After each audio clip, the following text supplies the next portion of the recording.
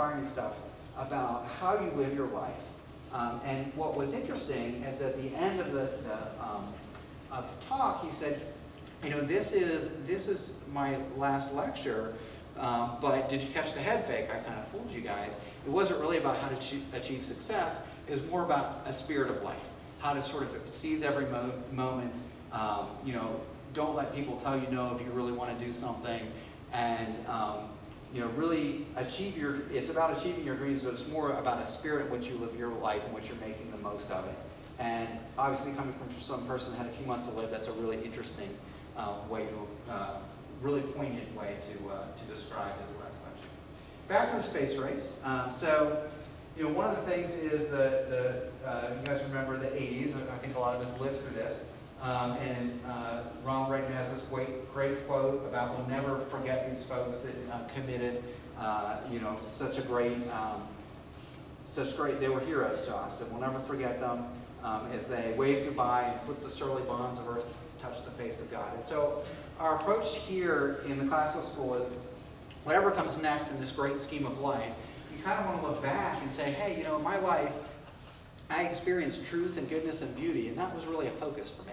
And what classical education can do is really expose you and enrich your life in the sense of sensitizing you to those things that are true and good and beautiful in life. And if you get it at a young age, you'll be able to live a whole life having an appreciation for these things, versus most of us who are kind of having to relearn these things later on in life. So this is a wonderful gift that you can give kids, is this idea of truth, goodness, and beauty. Everything we teach sort of points to a higher thing, if you will, the beauty of mathematics, the beauty of literature, what it means in a great conversation. So education is not, in the classical view, meant to just be a technical acquisition of skills and knowledge, but it all points to sort of a higher purpose of whatever you believe about the higher purpose that will enable you to pursue the truth, the good, and the beautiful in life. All right, so those are the sections. I will not give you the classical quiz now. I do have it. These slides will be on the website. So you'll get to quiz yourself and see if you remember some of the things. And then I will take questions. And my wife is actually here. She's the Dean of Academics at the St. Thomas More Academy, if you want to come up. And she's going to help me. She's going to help me field questions from a different perspective. So she's the Dean of Academics. St. Thomas More is a Catholic school in Middletown, Maryland. And sometimes the way I say things might be less clear than the way she would say things. So we're going to have her answer some of the questions as well from a different perspective. All right, so any questions about anything that I went through or classical education in general? It doesn't have to be anything I went through. It could be other stuff you're just dying to ask and always wondered. I have one comment in regards to something that you indicated. Just touching a bit on, I guess, the funding you indicated that makes your money different. Is that good or bad? Oh, the question was, next year's funding will it be different? And it will be. Almost every year it changes. We actually had an anomaly. The first 2 years our funding was exactly the same because they didn't increase it. Next year I anticipate there will probably be a slight increase because the salary pool for the budget got increased. And so that means that the money that we get allocated will also increase to cover that. So whether that is of benefit to us or not, we don't know yet. Typically the way they fund the funding works is they fund the salary pool at a certain percentage, right? So the average teacher's salary is like $65,000 or something like that in Frederick County. Our teachers are not necessarily as experienced as the average teachers on average as that. So what could happen to us is we'll have enough to cover salaries and maybe a little bit left over if we're lucky. So I wouldn't worry about the funding in terms of that, but it probably will go up by some marginal amount for us. Probably a couple $100 per kid is what I'm estimating. So guessing will be around $9,000 per kid next year. It's just a guess. Great question. I guess once you take the facility costs out of the pupil funding, is there an estimated percentage that's really left after the facility costs the last couple of years? Or? Well, so it's 57% of the $12,800 is what we actually have to run the school. Yeah, the instructional part of the school. The capital costs of the expansion. All that's covered by the 1,500, and last year we ran a surplus of about $200,000. So that all went to the wing that you see, the new addition. So all our capital money is really instructional money that's going to the building. No other schools other than the 3 charter schools in Frederick County have that expense. It's just how it works. And very few states offer equalizing funding. So that's an area where Maryland could be better, but they are the norm in not offering it. It's not really, from our view, fair that every other public school, your tax dollars are paying for every other public school's facilities. Your kids come here, you don't get the benefit of that. We think we should get something, some portion of, a rent offset or something. Give us $500 for a kid and make us pay the $1,000. Something would be reasonable, but that's unfortunately not. Especially since we don't use transportation.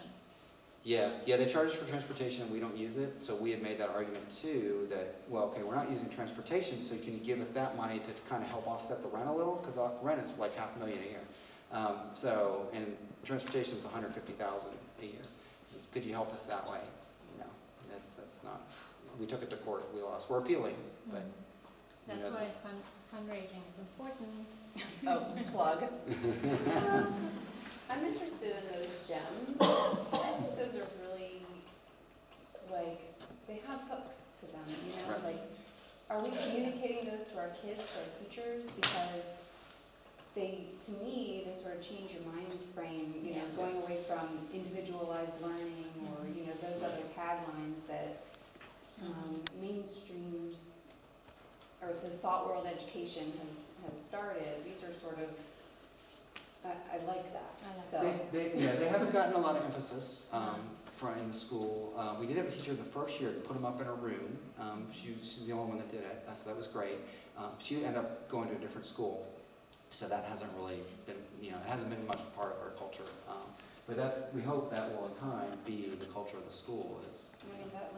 All those encompass parents, teachers, and students. Right. I like the triangle. It's almost easier to comprehend and get into than our virtues, because I read the virtues and definitions and different words that come with it to my kids, and they're like, what do you mean by that? Yeah. Define it. Right, and the virtues are good. Don't get me wrong. No, they're great. But yeah, this is the culture of the school as we envision it, right? So that students come first. If there's a disagreement, one way you can attempt to solve it is, okay, wait a second, we have 2 choices. Which one's benefiting students more? Just be part of the thought process. And you're the primary educator, so everything up here is absolutely applicable for you to use it at home and in the conversation there. How's that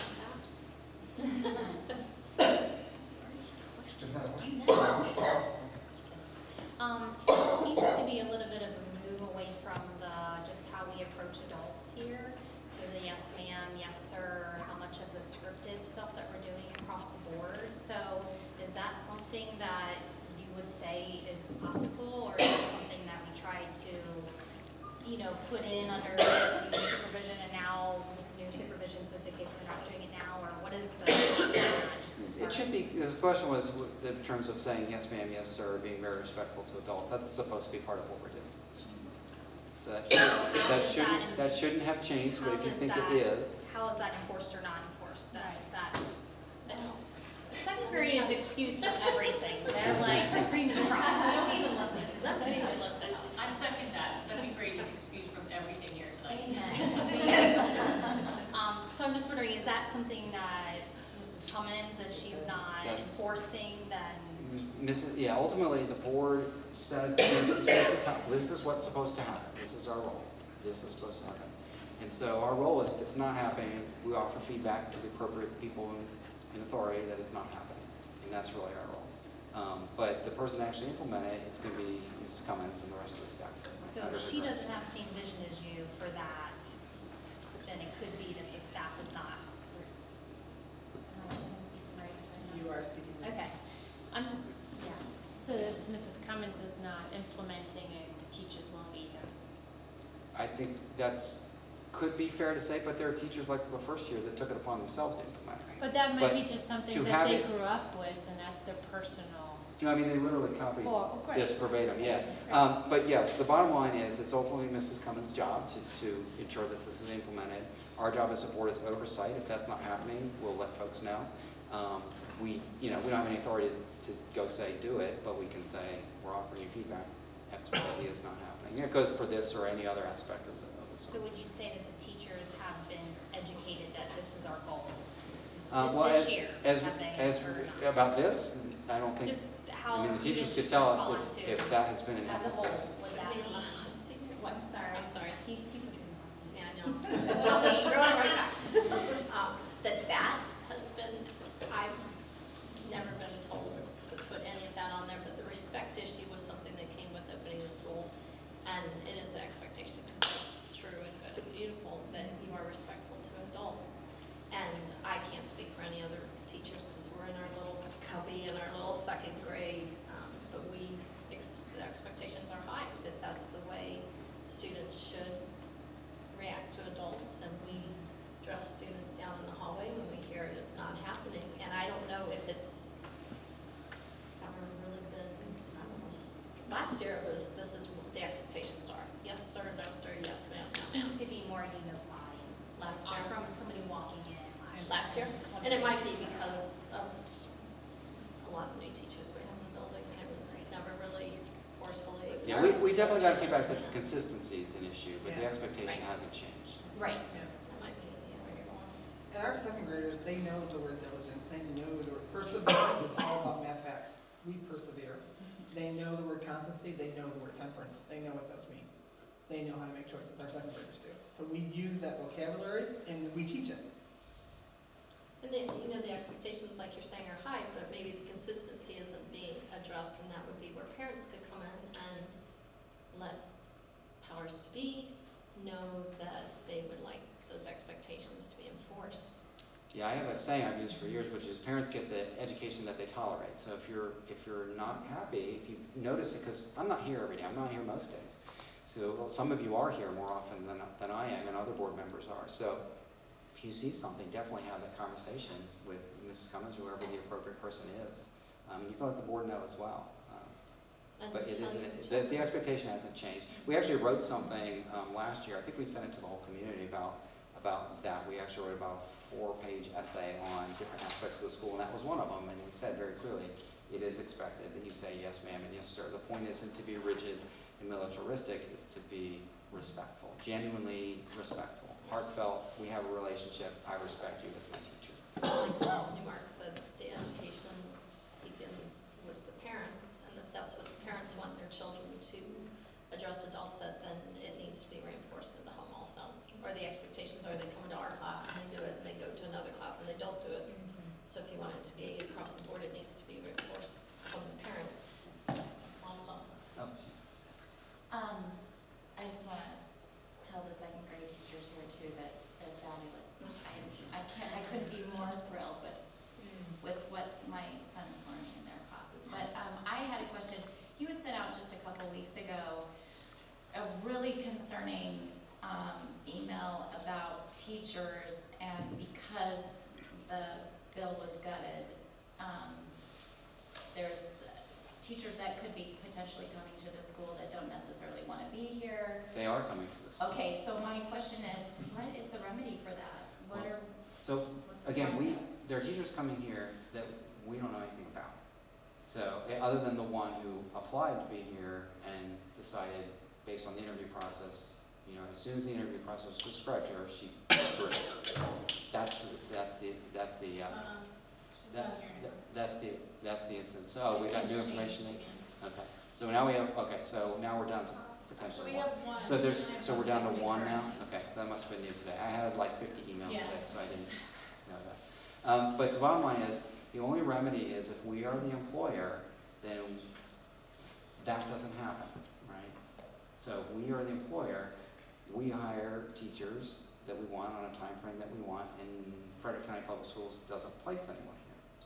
So that's how 90% of the charter schools work, is you're your own entity. And that's sort of the point of a charter school, is that you get to be your own entity. You rise and fall on your own merits. You have complete control. If you screw it up, you get closed. And if you succeed, you succeed. That's how it's supposed to work.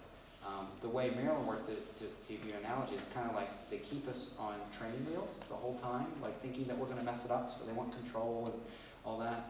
And it depends. If you're a charter school that doesn't have a strong board or maybe is comfortable relying on folks, I view it sort of a kitten versus a cheetah, right? You put a kitten in a cage, they're okay with it, right? There are charter schools that are more kittens, right? They don't really want to charge ahead. They're comfortable with the arrangement. That's fine. There are charter schools in this county that are like that, every county that are like that. And the charter schools like ours that really fiercely want independence, we're the cheetahs. We're in this cage. We want to get out. It bothers us. Please get rid of the cage. We could run faster. We could run harder. We could do more for parents. We could do more for kids if you let us run. Maryland will not let us run. And so what happens is, in the charter school sector in Maryland, everybody does pretty much okay. Some schools will fail.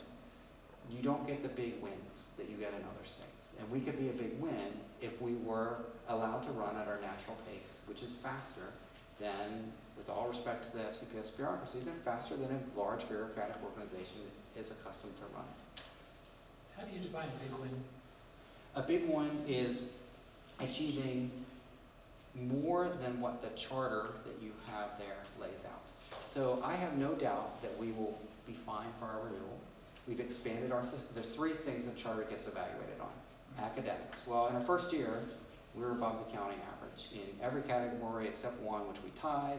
And then in some subcategories like special education, we're like number one in the county, right? So first year. Right there. How do you know that? That's based on the test scores, the MSA scores that come out. So that's on the Maryland State Report Card website. So we did well there by their standards. Now, our standards involve Singapore math and some other things. We set our DIBEL scores 30% higher than the county does. So if you look at our scores by our standards, we're not there yet, right? Their scores, their standards, we're fine, we're above average. We want to achieve that second measure in the academics, the standards that we set that are high. They're very ambitious. And you know, they're very, 30% higher. Yeah, we're all panicking. Yeah, that's hard. Now, it is unlikely that the Board of Education, looking at our scores, that are state scores that compare to everyone else, would say, well, you're really ambitious, so we're going to close your school because you're really ambitious. Never mind that you're above average in the county. Right? I don't think they're going to say that. I think they'll say you're above average in the county, you set very ambitious goals, you're working towards them. And we are. We have had slow, steady progress in our reading. If you look at our scores, it's hard. It's very hard to achieve a higher standard there. So that's academics. Facility. Is your facility safe? Is it together? We got some drywall. All that. So that we're fine. We actually expanded our facility, so that's beyond what was expected. This facility was approved K to 8. So we have a little more breathing room. Not as much as we like, but a little more breathing room. And then finances, does your budget balance every year? Ours has. We've never projected a deficit. We will not ever project a deficit if we refuse. We will always project a surplus. Every budget we submit to the county will always have a surplus. That has not been the case with the other charter schools in the county. They have actually projected tens of thousands of dollars of deficit, and they were allowed to do that. But our standard is we're going to be known as a fiscally conservative school, even though we're kind of forced to be because we only use 57% of the funds for instruction. But we're going to, even based on that, save some money. And the idea behind saving the money is ultimately we'd like to have the ability, if we could continue to save enough, to move out of here to more of a traditional school setting that has like green space and park and all that stuff. So those are the three things. It's actually three questions. First is that cage permanent? I mean, do you have to work towards something to get out of that cage? Let me do one at a time because I won't remember the other two. So the answer is the cage is as permanent as you decide it is. It's ultimately up to the parents to go to the state and make it so that elected officials don't get elected if they keep us in the cage. Right? And that's ultimately what it comes down to. In every state, it has been a political action to get the law to be a good law. Maryland, the politics right now are not swinging that way. In fact, we lost a lot. We can't appeal stuff now. We used to be able to appeal bad decisions. We can't do that. Whatever the Board of Ed says now on a decision, that's it for a charter school application. You can take it to court. You can take it to court. Yeah, it's the only appeal I have. The reality of that is courts will deem themselves to not have the credentials or capacity to make educational decisions because they're not well suited to evaluate. Let's say you got a charter school application that Board of Ed said the curriculum stinks, and you say the curriculum's good. Take it to court. The court's going to say we don't evaluate curriculum. Did they break the law? Did they, so it's a different standard. So the bottom line is they have us where they want us, which is they can do. They have a lot of control, and that's where in Maryland that's kind of where it is. So unfortunately, so the bottom line is, if you want that to change, and you're interested in that, and Seppler's our new advocacy chair, and is going to be working for to try to get those things to change and be better. And looking for and a when committee. Yeah, we need more than just her. And when we put out the call like, hey, the law's changing, can you guys come to Annapolis? Hopefully in the future more people will respond to that. We had about 5 parents respond. The more we get up there, the more because here's the thing about politicians, they know how to count the votes. And they see how many people are there, and if there are more people on our side than on the other side, that does make an impact. It's just the reality. Somebody can ask my wife questions. Just throwing the question out there in regards to your state about the teacher being here, just coming from a different aspect in working in healthcare organizations, sometimes in a similar situation. How do you propose, or what is our recourse available for, say, the teachers placed here? They go through the standard education that's expected of the teachers, and yet they don't implement it or have other clashes with the culture that's here. They're placed here by FCPS, they're employees of FCPS. What disciplinary process or voice do you have as a recourse to sort of rectify that situation? Because that's going to cause attention in the overall culture that we're teaching our children while they're here, which is okay because there's difference of opinions. But then it becomes disruptive to the learning process and implementing those things that they're being applied. Right.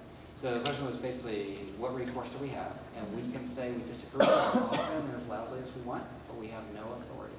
But logistically, you have no implementation. No, the contract that we sign per Maryland law says, and we put some stuff in there to say, if we could basically say, if Maryland law changes, we get to have the autonomy to not have that happen. That's actually in the contract. There's a whole section devoted to it. We're the only charter in the county that has that section. So we covered ourselves.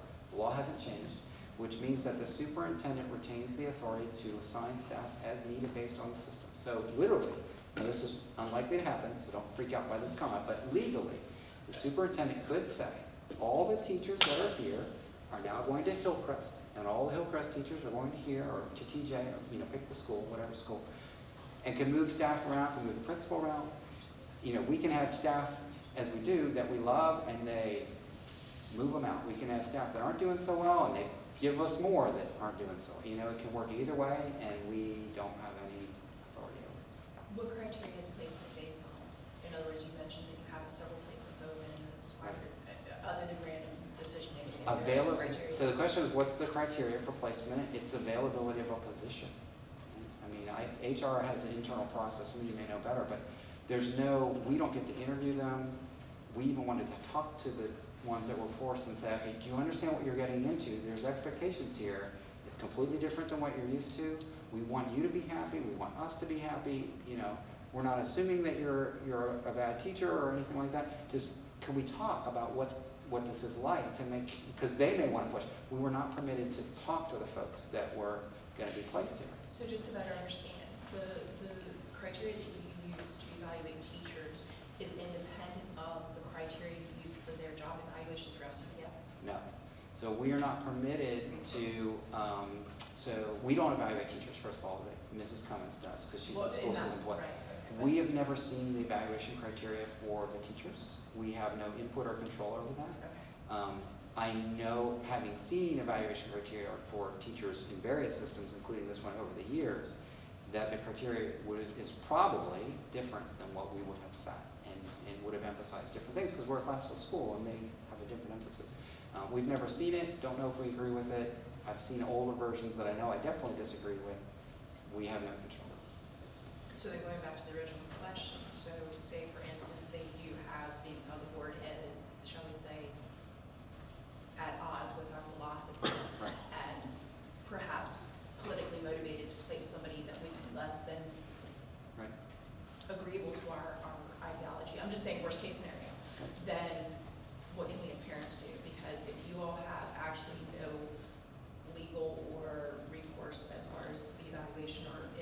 we prefer you not to do it. Right, exactly. Okay. What can you So do? then perhaps if somebody does come and say that they don't like it, I mean, it's not like a disciplinary process. You can say, these are the objectives you're meeting, and this is your counseling and reporting, et cetera, blah, blah, blah. Right. And have it affect their performance. Yeah, that's Erica's job, is to do that part. I mean, our hope is that people who want to be here will embrace this, right? That they'll be working long hours, coming to events, that they love it, that this is something they're not here for a job. They're here because this can change lives, and they believe it, and they want to have that, right? So we have no recourse. Your recourse is to go to the board and say, please change the law. If you're not going to change the law, change the local policy. We had proposed to the union that we be exempt from these types of actions during the collective bargaining negotiation, because collective bargaining is governing a lot of this. The way that this happens, this negotiation happens, we don't actually get to sit down with the union and make our case. We go to FCPS and say, this is the language we want, and they'll say, yep, union negotiations are closed, but per our agreement with you, we'll negotiate this aspect for you, because in our contract, in our charter, it says that they will negotiate this aspect with the union about this placement issue and seniority and so on. So then that happens. I didn't hear anything for months. I emailed the person, Jamie Cannon, who does this, and I said, can you give us an update? And they can't really, because legally the union negotiations are closed to the public or any third parties, including us, even though we're involved in the negotiations, but we're indirectly. And she said, yes, it was discussed, and it was rejected. That's what we know. So I don't know if FCPS went and made a really good case for us, right? Do you think they did? I don't know. I know that we never got an opportunity to make a case or offer any arguments for it. We simply suggested the processes. We provide the language we want. They negotiate on our behalf. They tell us yes or no. And there was one back and forth in there where there was a counter proposal that we wasn't agreeable. So. I have a question and a quick comment. Going to the union issue, how are we going to bridge the gap between our charter regulations or stipulations and the teachers' union, their stipulations? Because obviously they're probably very different. Sure. So what specific? So the question was how to bridge the gap between the union what the requirements union and expects are right. stipulates for teachers, and Right. what we then expect to stipulate for teachers. Right. If they're too different and we cannot argue for ourselves, Right. there's a divide there. That how do we bridge that? The only way that any other state has done this is you allow us to be the employer. And then if a union forms here and we're the employer, we actually get to negotiate, right? I mean, even some folks that are really supportive of collective bargaining rights would have to agree it's not a fair negotiation if the party you're negotiating with is left out, right? It doesn't make any sense. Even if you're a big, union collective bargaining person, at least if we were allowed to be the employer, as 90% of the charters are, teachers who think that they need the union to, they appreciate what the union does for them, could still have that here, but the difference is we would actually get to just be part of the collective bargaining agreement. So what you're actually saying, we're not even actually allowed to sit in the room. We're literally not allowed to sit in the room.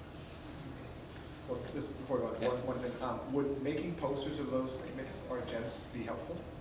I mean, I think so. I mean, you're there, and it's definitely something that we have provided feedback in the past that we're not seeing any of this. So it's a known thing that this is something that we do expect to be done that's not currently being done. So that feedback has been offered. We haven't seen any actions towards getting these types of things in the school, other than the first year, which we did have a teacher do that. Okay, so I can start working on that myself and just bring them in. Well, I think you need to coordinate with Mrs. Cummins and make the offer, Okay. and then because she does the day-to-day implementation. So,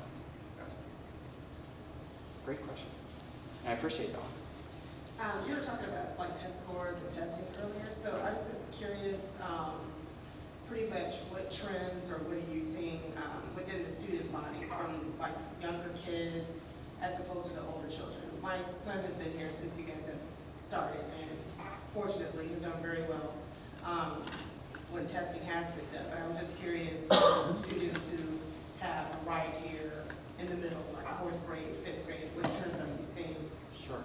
So I'd have to go look at the data, and Laura's looked at it. Laura Ballard is our academic chair. We have data both for Singapore, we have the state data, which looks pretty good. We have the Singapore data, and we have the Dibbles data.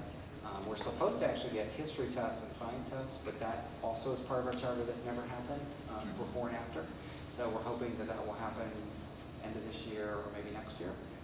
But teachers supposed to give like a summary, pre-test and post-test. So we don't have that, but for math, we are seeing growth. Last year we saw a lot of growth in first grade in particular. It was pretty dramatic. Other places it really varied. It's on the website. If you look, there's actual graphs out there that you can go look. Again, we're not failing Singapore, I wouldn't say that. On the other hand, if you talk to folks like Dr. Perrin's school, he uses Singapore math now. It took them many years because it is so different, and you have kids coming in fourth grade that have had something else. It takes a while to catch up, so it's really challenging. Even then, that school's been at it for 6 or 7 years, and they're still not fully on grade level by Singapore standards. They're farther along, I think, than we are, but that's to be expected. Just to go back and address the teacher hiring, and I can kind of see both sides. First, just to let everyone know, the teachers who are here are FCPS employees, so everyone's like, oh, FCPS employees.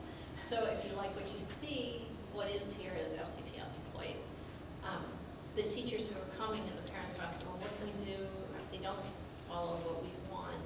First of all, out of all the years I've taught, I don't know any teacher who is not here for the students to come first. So I would suggest if you want to win them over, they're going to be here, like you said. Yeah, we're not going to be inhospitable to them. No, but if you really, to show them the wondrous things that can happen here and to make them want to be a part of what we've started here and what we would like to see continue to build and to be successful, to be the virtuous and to show them the true, the good, and the beautiful, and want them to really want this. They might come in grumbling a little bit at the beginning because they lost their job wherever they were. So they're feeling the same pains that we're kind of feeling. So they're already hurting from where they're coming from. But I cannot, in all honesty, any teacher I have ever said that would not embrace the students here. And maybe they won't agree with all the philosophy at the beginning, or they won't know how to impact it or implement it. But through other people coaching them or showing them, you can tell people all you want, but until you see it in practice, they're not going to internalize it. So I would suggest for the parents to welcome them and to, show them how wonderful we are and what we want for our children, and to be supportive, and to, if you have an issue with them, to, go to them and say, hey, I know you're new here, but, this is something we'd like to see. Our hope is that they will embrace it, like you said. Right. And the idea is we're investing a lot of money in training. Right. In everyone. So we really want people to stay because it doesn't make any sense. We invested literally hundreds of thousands of dollars in training. Becoming a great classical teacher takes a long time. Becoming a great teacher in any approach takes a long time, but especially since it's so different. So we're hoping that whoever comes will really love it, embrace it, and stay. But for us, the issue is, again, if they leave in a year, we've lost all that investment, I right? can see both sides, but, parents are asking, what can we do? I don't know. But certainly we want to be welcoming, and we understand their situation. This is probably what they want to be. Right. We can help them see the vision and want to be a part of this. Susan. So, well, first of all, to piggyback off of that, your emails don't always say that, because you're pro-advocate, and I understand that, but also we need to be pro-school and support the school and help the school grow, so we need to start building community, because we're sadly lacking that. But my real question is, how do you see the classical, because I thought I knew what classical was, but how do you see a classical education in a public school setting when we have to meet their standardized testing with whatever they say, and we don't necessarily teach in that order? So, and I know we're done well, but I know also that they're teaching to the test. Some teachers they have to teach to the test because that's just, they have to make the numbers. Yeah. So our approach, the question was, what's our approach to making the numbers, the standardized test numbers, when your real focus is the true, the good, the beautiful, all things we talked about. And so the answer is we have always told, first of all, we aligned our curriculum to the old test in the sense that we figured out what we wanted to teach and forgot about the test. We didn't worry about that. But then we went through, and it's very easy to align a curriculum to a test. You just point out where you're doing something that's in the test. And so that's what we did. That's why the application is very, very long, because we did that. So If you teach a classical education the way it's supposed to be taught, for the most part, with a few caveats, that's going to take care of itself. Now, there are some topics that are tested before they're taught in Singapore math and other subjects. So teachers will have to make those adjustments. So long as we are not teaching the test in a sort of focused way, right, and our real focus is on what we're here to do, that's okay by us. But what we have on the board is actually investigating, and that we're actually asking some questions about this. We know there have been some adjustments made. We're trying to learn what those adjustments were so we can better understand how much of our original program is intact. So and our job is to make sure that, you know, vast majority of it is and the adjustments are relatively minor. And I just want to piggyback on that. I would say it's very hard to evaluate the curriculum and evaluate the program effectively and its ability to get students ready for that test if it's not being implemented. You know, if it's being augmented to be more test prep, then we have no idea if it would have worked in its entirety on its own. So that's a bit of a challenge there. One of the famous stories is when the MISPAP was the big test in Maryland, right? They had German students and Japanese students take the test as well to see how they did.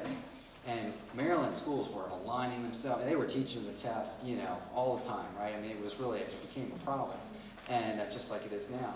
And you know who scored the highest? Were the German and Japanese students that didn't align to the test. And so that's always been our argument is, why do you do that? If you focused on a wide range of knowledge and skills, they'll be ready for just about any test. Again, with the exceptions of, if you're teaching A, B, and C, and they got D on there, and that's out of left field, okay, maybe you got to teach D earlier in the year than you thought, so that they'll at least know about that topic.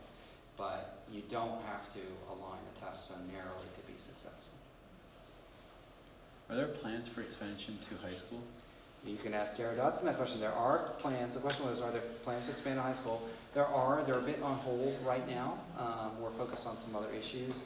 She has put together the rudiments of, and actually more than the rudiments, pretty detailed curriculum expectations.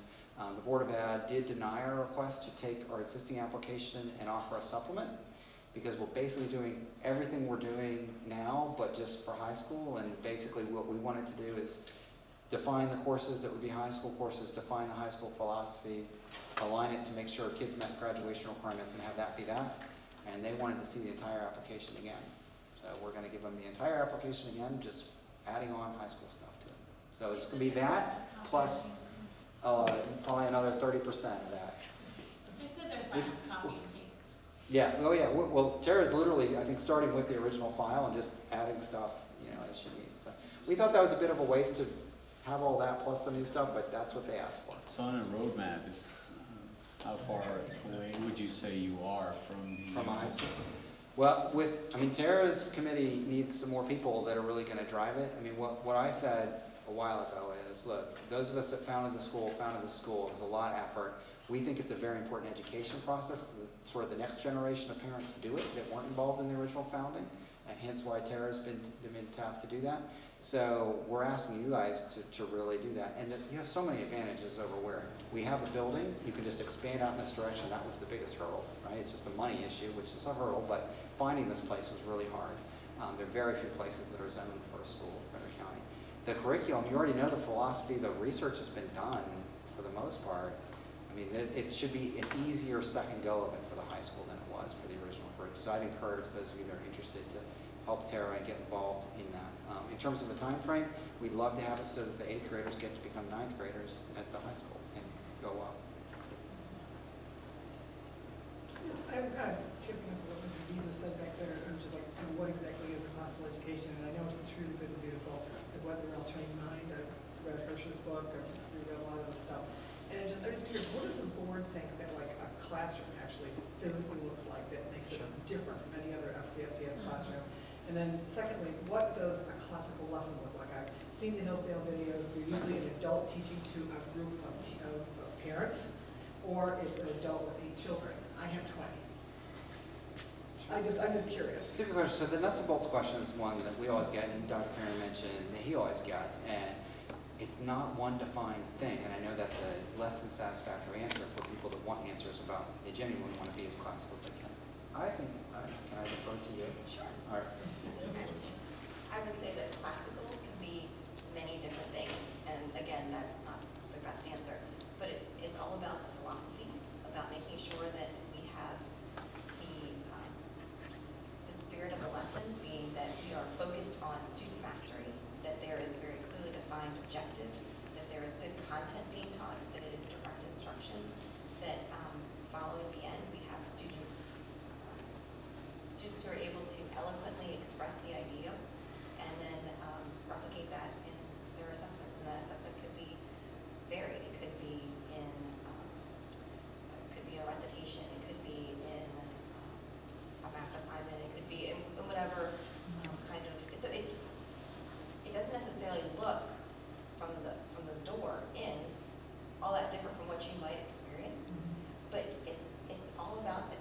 I feel weird saying that there's a feeling to it, so that when you walk in, you know it, and that's not a very good answer, I know, but it's this whole ideal that the students are extremely valued, that they are engaged, and that they are excited about the learning because they realize that that's what it's all about. That's what's going to uplift them, and it's a uniting feeling. That's what classical is to me. Like it's just definitely a different spirit of it. And if you want a physical manifestation, litmus test, which Dr. Perrin did. He walks down the hall with me. It's the same litmus test that we did last year's sport. Can I hear the chants in K to 4? And if you can't, there probably should be more chants. You know, you shouldn't go but a couple minutes before somebody's chanting about something doing rhymes, right? So that's one of the things. That's part of the tradition. And the spirit is this very philosophical, giving of gifts, writing from the heart, all that type of thing. It's a very heartfelt, philosophical, deep purpose of life, sort of abiding universal truths, right? Kind of thing. And it is a feeling. It's very hard. You kind of have to see it done well to Because understand. we do, I mean, my class is just full of great discussion, especially with the science. I mean, we get so off track sometimes. But it's great stuff that they're learning, and then they come back and they make connections all the time, you know, which that I think is really cool. Right. You know, so I hope that's part of it. Yeah, and you meant the idea of the connections. It's all integrated too. Yeah. I think that's Yeah. huge. We're reading The Secret Garden right now, and one of the characters in there, he's this little boy that is sick and miserable because he thinks he's sick, so he's in this bed. You know, he just won't get out. There's no fresh air. So we're talking about Mars today. And we're talking about how we're going to get to Mars. And it's going to take us 7 months to get there, and then we have to be there so we can get food. And then how do we get with people? And you have to be with each other for that long of a time. And then all of a sudden, some little boy raises his hand and says, "Well, they won't have any fresh air. They'll be like Colin crazy." And I'm like, yes. You know, so that kind of It's stuff. making those Yeah. connections, yeah. And So I think that's part of it. exactly, oh, it is. It absolutely is. That's exactly right. And just, you know, it's those deep questions like, what is the nature of the universe? That's what science is trying to answer. That's the big hook, right? What is the nature of chemical compounds? What is the nature of life? If you want to start out, you know, if you ask that question, involve that word, what is the nature of whatever? That's a good way to think about being classical is, what is the nature of mathematics? You know, there's order in the universe, and math somehow reflects that. It's very interesting, isn't it? So math reflects this order, but there's an order to biology. And so classical education starts with this idea. One way you can formulate it, and many ways to formulate it, is look, there's order in the universe. And so let's figure out the pattern and the order of things. There's a political order. What is the nature of government? What does it mean to be a good government? What is bad government? Human beings. What does it mean to be a good human being? What does it mean to be a bad human being? What is virtue, right? If we know that there are these virtues that we want to develop, how do we get that good stuff?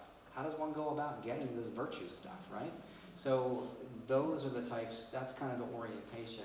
And again, it goes down to Plato and Aristotle. It's kind of a lot of the roots of it in asking those questions. There's kinds of things. There's cats and there's humans. And no matter how many hats or scarves or jackets you put on a cat, it's still a cat. It has an essential nature, right? And human beings have an essential nature. So what is the nature? How do those natures differ, right? And the same thing for government. Their governments have different nature. Communism has a different nature than democracy. So what is it about human nature that it's the same human nature, but when government is arranged differently, you have different outcomes. Why? right? So it's linking it to those kinds of deep questions. And again, same with math and science. Why is it that we find the Fibonacci series in nature? There's a link there. Why? You know? So it's making those kinds of integrated connections.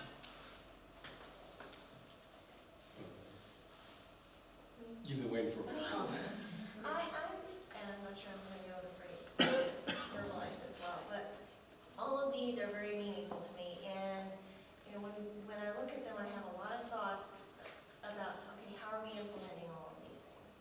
And a couple of them, like you can't beat the triangle. Okay, what from your perspective does that triangle look like, and what does it look like for you at your school? And what, you know, so I compared to what it looks like at you know, my past experience. You know, there's places where I'm not sure we're meeting that. There's places where I'm not sure we're meeting motivation begins with success. How do we have rigor and at the same time give children that sense of success? I think we're doing well on the lower grades with that. I think on the upper grades, we're maybe creating some behavioral problems and exacerbating some behavioral issues because because there's rigidity, and I'm not trying to be critical, but I'm trying to say, okay, how do we kind of get that balance right where they feel successful and they feel like learning the content? For instance, I mean, I think like Mr. LaRose has that down a little bit in terms of there's a lot of content that they get. They're not really tested, they don't have a 5-page test on that content. Whereas I think in some of the other science, for instance, science, maybe in 7th grade science, or you know, my son's tests are pretty large. He's not undermined by that, but I think some children are a little bit. So so then they start saying, I don't like science anymore. I'm not good at science anymore. I'm not good at. And so how do we kind of keep them engaged and have that rigor, but then Well, let's let Tricia answer maybe the triangle question first. so about both of those are kind of, both of those two. they're comments, but we're a very small school, and my school doesn't operate without parents. Like that's the basis. They're making it, just like the parents here, they're making a choice to send their students to my school, and I respect that choice, and I respect them for that. It's a huge sacrifice, not only at my school, but here. You guys are making a huge sacrifice. You're driving your students here, you're working out carpools, you're trying to figure out how to get it all together. So that is something that needs to be valued.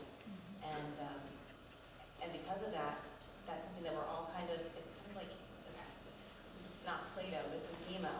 But in the story with Little Fish, they're all swimming together. And when you have that, that's when this works. And it's in that triangle where you're all kind of pointing in the same direction that you're going to get there. So for me at my school, that's what we really focus on, and we really value making sure we have that communication. Yeah, And that's what it comes down to for us. Tell them the weekly. So communication for us is key. So Tuesday you get Tuesday tidings, Thursday you get Thursday tidbits, you're going to get your Friday folders. We're going to make sure you know exactly what's going on. If anything's happening within the classrooms, you're getting your classroom emails, so that we are all on the same page at all times. And that's huge for us, just making sure that we have that, because we want to have that triangle. We want you involved. And if you leave out that piece, it's going to collapse. Right? You're not going to have that. So for us, communication is huge. And we want you in there. We have parents in helping us out. They're coming in and doing what they can to support our school. If we didn't have them, we wouldn't have us. I mean, we have to run bingo in order to that's twice a week every